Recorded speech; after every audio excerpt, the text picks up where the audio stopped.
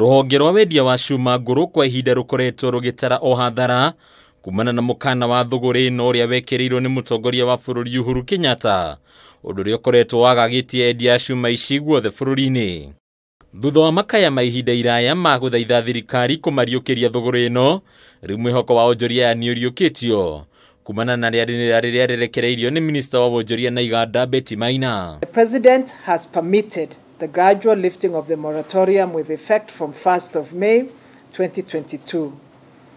Trading in scrap metal will be confined to all those who are duly licensed. Ona kuri uguo mawatho marumu ni manireirwo, riu thirikari igietha onjoria othe a cuuma ici kwiyandikithia weru niguo kuheo license ingi njeru. But we have received applications from more than 260 persons, which is commendable because prior to the moratorium, we had only received applications for licenses by less than 20 operators. Kuringana na ministry no riu endia arogoti ya cuuma ici ene iganda cia cuuma na huthiri ya cuuma ici mawera-ini ma jua kali makwamba guthurimwo ni kamiti cia mwanya hari o county iria iratongorio ni county commissioners. Who have applied for licenses will be vetted by the multi-agency teams established in each county and chaired by the county commissioner prior to issuance of licenses.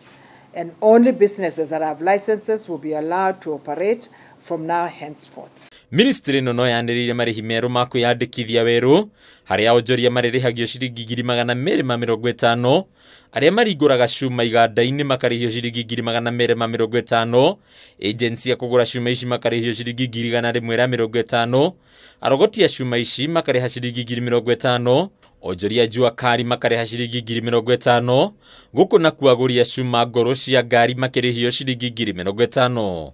The rules will apply to collectors, agents, dealers, millers, smelters, transporters, steel fabricators, stockists of second-hand metal parts, motor vehicle salvage operators, electrical rewinders, local welding and machine fabricators. Ningi ministry no niandirire kugiria ukui wa cuuma nguru mathaini ma utuku itanya inene ari kugiria ukui wa cuuma cia kuiywo makiria kuma tabarĩra-ini cia uthii wa na mbere.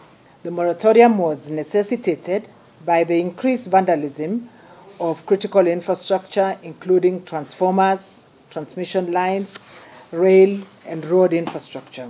Mawatho-ini maya meru kungikinyanira mundu ni anyitwo na cuuma cia wici ari rita ria mbere riu arihuragwo faini ya ciringi milioni 10 kana akohwo miaka 3 na kana cieri. Gukuriria anyitikana na ihitia ta riri rita ringi watho rendikithia horo faini ya ciringi milioni 20 kana ohwo kiho kia miaka 5 kana ici cieri. Thank you. Hadini ya Kameme TV retwara kwa ni bataru wa Mwagi. You've shared the statement.